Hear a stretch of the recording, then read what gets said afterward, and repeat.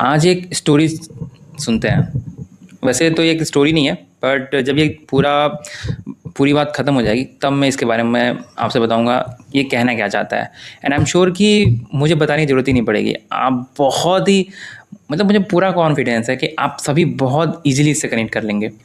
सो बात है भेड़ की और भेड़ियों की। एक ऐसा समय आया भेड़ की जब भेड़ों की संख्या बहुत बढ़ गई और भेड़िए थे कम। तो भेड़ों ने सोचा कि अब एक सोसाइटी बनाएंगे, एक ऐसा सिस्टम बनाएंगे जो कि सबके मत से चलेगा, सबके डिसीजन से चलेगा। और क्योंकि हमारी पॉपुलेशन ज़्यादा है तो हमें गवर्न करना चाहिए और एक ऐसा सिस्टम बनाना चाहिए जहाँ पे कोई भी हिंसा ना हो, लाइक कोई भी वायलेंस ना हो, कोई भी एक दूसरे को मारे नहीं, लॉ एंड ऑर्डर हो सब कुछ, ताकि कोई भी भेड़िया दूसरे भेड़ को ना खाए। एक तरफ भेड़ थे कि जैसे जैसे वो दिन नज़दीक आ रहा था कि जब एक गवर्नमेंट बनेगी, मतलब एक सिस्टम बनेगा कि जहाँ पे कोई भी किसी को मारेगा नहीं, वो खुशी से झूम उठते थे। और उसी का अपोजिट जो भेड़िए थे, वैसे वैसे उनके अंदर डर का माहौल बनते जा रहा था कि क्या होगा हमारा। तो भेड़िए के नीचे कुछ होते हैं जो उनके आसपास हमेशा मंडराते रहते हैं, जिनको सियार बोलते हैं। वो जो सियार होते हैं ना, उनके अंदर इतनी शक्ति नहीं होती है कि वो भेड़ को मार के खा सकें। तो उनका काम क्या हो ये होता है कि वो भेड़ियों के अगल बगल मंडराते रहते हैं। और जैसे ही जब भेड़िया कोई कोई किसी भेड़ को मार के जब खा ले और उसका पेट भर जाए, तो कुछ मांस, कुछ हड्डियाँ, कुछ जो बच जाती है ना, वो उसी को चबा के और अपने पेट भरते हैं। और फिर हुआ हुआ के आवाज़ निकाल के जैसे उनकी गुणगान करते हैं भेड़ियों की। ऑब्वियसली एक भेड़िया होता है, वो बहुत ही सदमे में था, बहुत ही चिंताजनक, बहुत चिंता में डूबा हुआ था। तो उसके बगल में एक बूढ़ा सियार, यहाँ पर ध्यान दीजिएगा, बूढ़ा सियार। वो जो बूढ़ा सियार होता है वो दिखता है उस भेड़िए को और बोलता है, प्रभु महाराज, आप बहुत दुखी दिख रहे हैं, क्या बात है। तो भेड़िया बोलता है कि तुम्हें पता नहीं है कि हमारे जंगल में अब एक नया सिस्टम इस्टेब्लिश होने जा रहा है जहाँ पे भेड़ों का कंट्रोल होगा, जहाँ पे भेड़ अब अपनी सरकार बनाएंगे और भेड़ ये डिसाइड करेंगे कि सिस्टम कैसे चलेगा। और हमारा समय अब जाने वाला है और हमें अब तो हड्डियाँ भी चबाने को नहीं मिलेंगी। तो वो न जानने का नाटक करता है और कहता है, महाराज आप ही तो हमारे माई बाप हैं, आपका जो बचा कुचा है हम खाते हैं और आपके बल पे जीते हैं, हम हमारे अंदर इतनी बुद्धि कहाँ है। तो फिर जो भेड़िया होता है उसको सारी बात समझाता है। तो जो सियार होता है, बूढ़ा सियार, वो कुछ देर सोचता है और बोलता है कि कुछ ना कुछ तो करना पड़ेगा।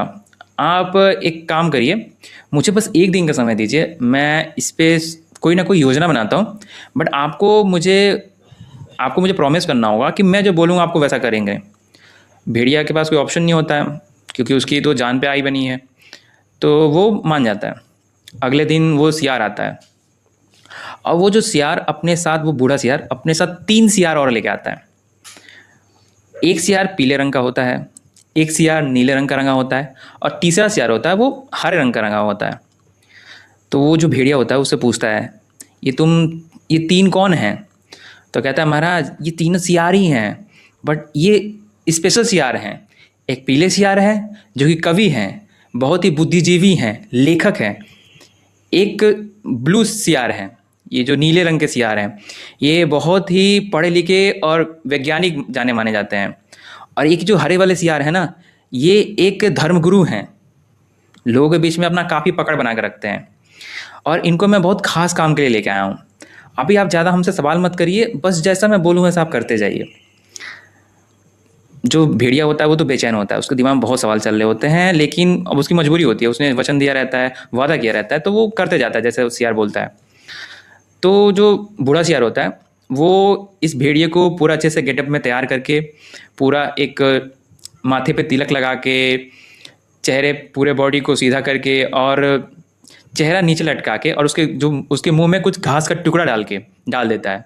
अब बोलता है, महाराज बस आप कुछ मत करिएगा, जहाँ मैं आपको लेकर चल रहा हूँ वहाँ पे आपको कुछ नहीं बोलना है, बस आप नीचे की तरफ देखिएगा और शांत रहिएगा, बाकी सारा काम हम लोग कर लेंगे।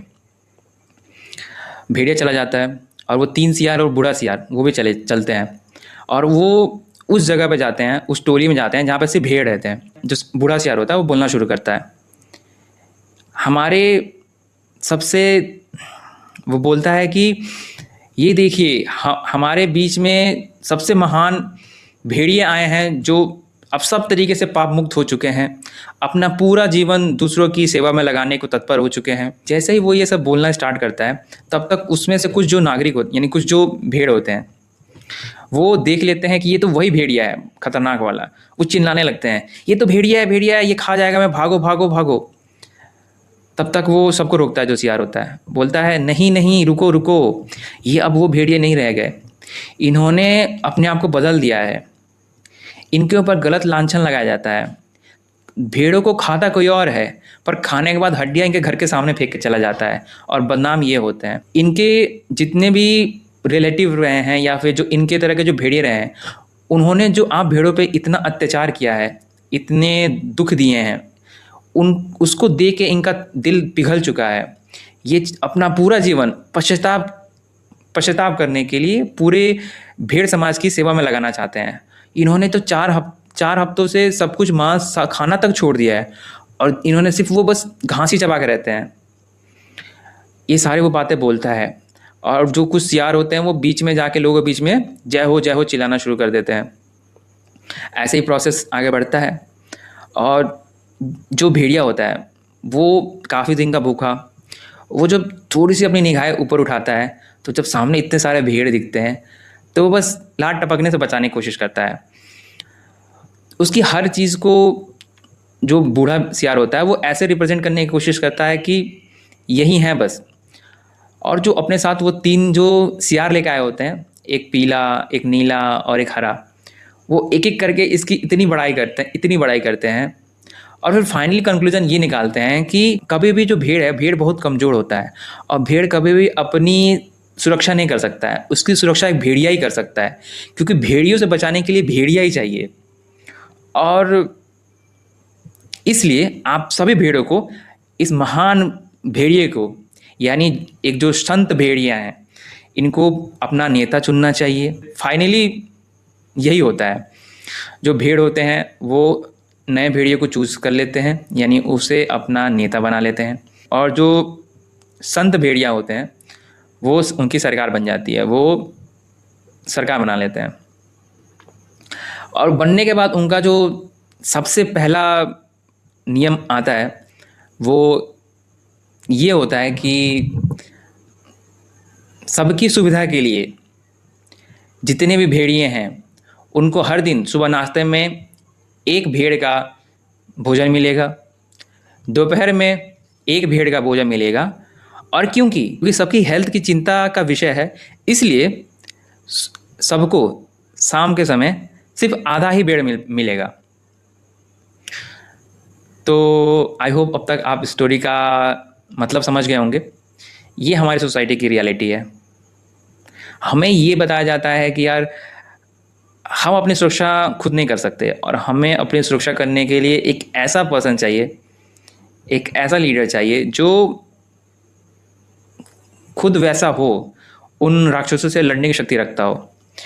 बट हम ये नहीं समझ पाते हैं कि राक्षस से लड़ने की शक्ति में और राक्षस होने में बहुत फ़र्क होता है।